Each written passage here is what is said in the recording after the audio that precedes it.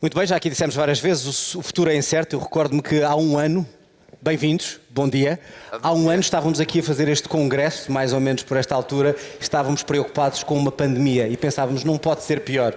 Hoje temos uma pandemia e uma guerra no coração da Europa, por isso, mais do que nunca, vamos olhar para saber como é que podemos ultrapassar isto. Esta dupla improvável, é assim que eu lhe vou chamar, ou seja, o Paulo Portas, o Presidente do Congresso, e o Rogério Carapuça, Presidente da APDC, é uma dupla improvável, quem sabe sai daqui uma dupla para uma televisão, já que a RTP está a transmitir isto, mas isto sou eu a ser parcial. Meus senhores, o palco é vosso, até já. Obrigado.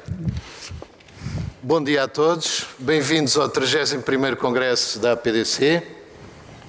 Quero agradecer ao Dr. Paulo Portas por ser o Presidente do nosso Congresso e gostávamos de mostrar uns slides, vamos ver se eles aparecem, para vos mostrar como é que o nosso setor influenciou o mundo, o que é que tem acontecido no nosso setor e começo eu.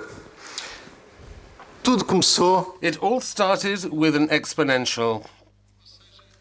So in 1958, it was possible to set an electronic integrated circuit, a chip, with a set of transistors, electronic components. And we continued to add more and more such components in those kind of circuits. One of the pioneers of the movement, Walter Brown, prophesied at the time what came to be known Gordon Moore, was known by the Moore Law. He prophesied that every year, and then he turned that into 2 years, every 2 years, the number of components in the chips would double. And this created this exponential. This is Moore's law, but the amazing thing is that it's still happening since 64 years ago. Now, an exponential growing for 64 years will change everything. We cannot even imagine what this growth is, but I'll give you an example. If the speed of a car were 100 per hour in 1958, and if it were to grow with this exponential, nowadays the car would be traveling at would travel from Earth to the planet Mars in 8 minutes. But that didn't happen with cars, but it did happen in our industry. And due to this, we have in our pockets a computer that is more powerful for a couple hundred euros or dollars than the supercomputer of the 1980s that would cost several million euros or dollars. This is due to this exponential, and all the world of electronics has experienced the same situation, the same evolution. Therefore, sensors, nowadays, there are sensors everywhere. In airplane engines, or even on our clothes, like I have this wearable, we can measure everything, anything that we wish. We can send sensors to the end of the solar system. We can send sensors to inside our bodies to see any kind of thing that we may have, to measure what we do, and we collect information that the people produce themselves. And that's why it's possible to undertake the digital transformation of our business. And that's what we're going to be approaching in this conference. But we also have very powerful algorithms that may be used to make weather forecasts or decode our genome, or to get to know our day-to-day business, to get to know the preferences of millions of customers at the same time. There's good things to that, but there are also risks involved. And this has led us to another set of applications, also christened in the 1950s as artificial intelligence. For some, it's multi-peer. It started to progress and improve, but it started with a paradigm that we used to call the representation of knowledge. So we intended to represent knowledge in structures with languages similar to programming language. This had led to interesting things. We had expert systems for very limited tasks, but the artificial intelligence today is much different because the algorithms that we wish to have in our machines are no longer algorithms on a given specific sector. They are algorithms about the way to learn. And so our machines today are learning like we do, like we learn from the moment we are born. With the difference in this exponential, they do it much faster than we do. So with this exponential, they can train themselves with themselves. And they can learn with their own mistakes. And thus we have systems that are capable of doing thousands of tasks much better than human beings do. And this has also affected communications. Because of this evolution, because of this exponential, we have systems to communicate in a very quick way with a very huge broadband. And naturally, we're going to have all kinds of interconnections that we do have today. We have most of humankind using the internet to work. We're going to also address the value chain of telecoms. It's the first time that we speak of a value chain, the complete value chain for telecoms, from infrastructures all the way to the operators. And of course, there's who said equipment, hardware, technology, software. And this all has led us to something that had never happened in the history of humankind. The fact that we have businesses that in 3 decades started and became some of the most valuable businesses in the world. I'm speaking about the platform business. The platform businesses, as the economists say, the mediation businesses exist for many centuries now. They existed in the Middle Ages. That's what markets were. They were platform. They weren't even businesses. They were places where people would go and sell their goods. But then we had the operators that started to manage the business. So platform businesses developed. They had a problem. They were local, very local. In other words, in order to access the platform, you had to go to that part of town, to that square, to that marketplace. This was important for the development of trade. The chair of our conference, he's a political leader. He used these platforms to transmit his messages. I was already digital at the time. But they were very local, and at the time that was the idea. Therefore, they had their evolution. The shopping malls of today are a platform, a kind of platform business, more modern, more diversified, but a platform business after all. But it was the information technologies that radically changed the platform businesses because they freed them from the locality. The first such movement was called credit cards. This also dates back to the 1950s. Credit cards and all the underlying technology, which is our industry, in order to help to process transactions, made it easier. So I didn't have to go to the market to buy locally. I could buy anywhere at any shop in the world. And this changed the platforms. Later on, we had the mobile devices. So we didn't even have to go to any store. We could buy from home or from wherever we were at the time.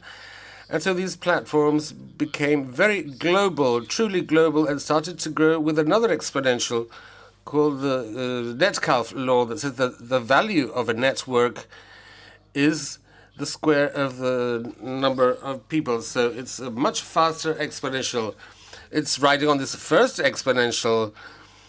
And that's why we have started to have companies that are very valuable, companies that are worth as much as the economy of certain countries.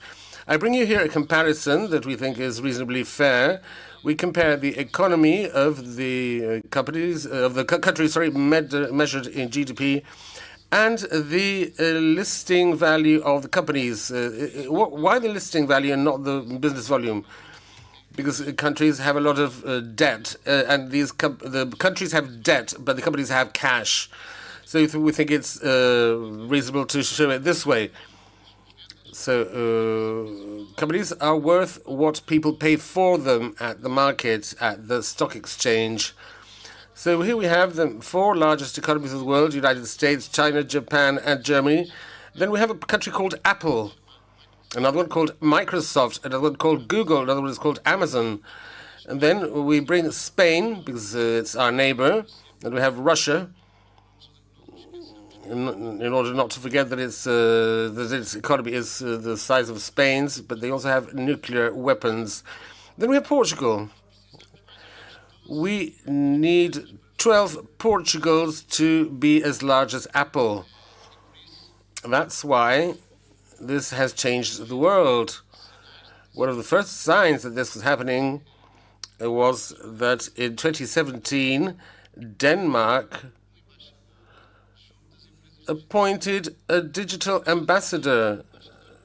This was the former ambassador in Indonesia, because the foreign affairs minister of Denmark said the interaction with these large digital companies is worth more than most of the economic and trade interactions with countries of the world.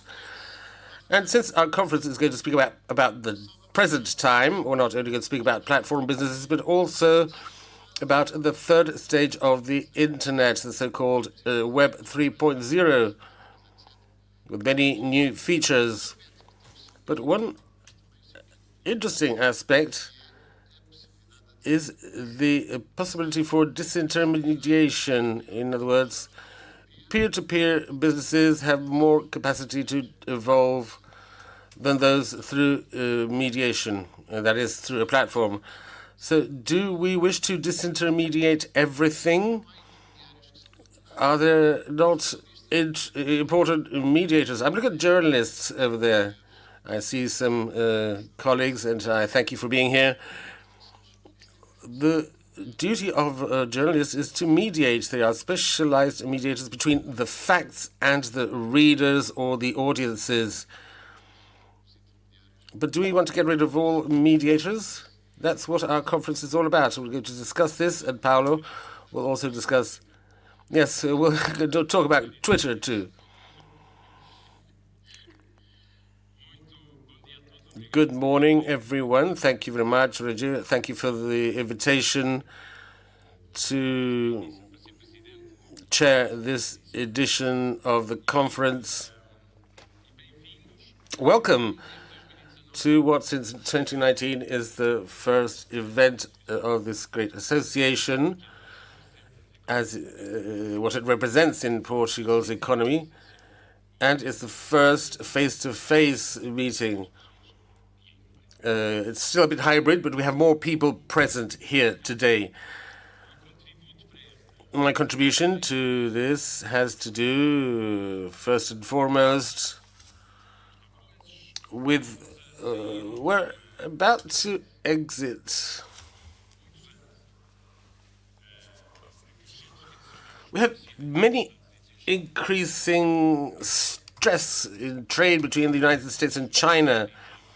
This has led to a bit of inflation, with some tariffs being lifted, not only between the US and China, but all the countries that are starting to limit trade and imports.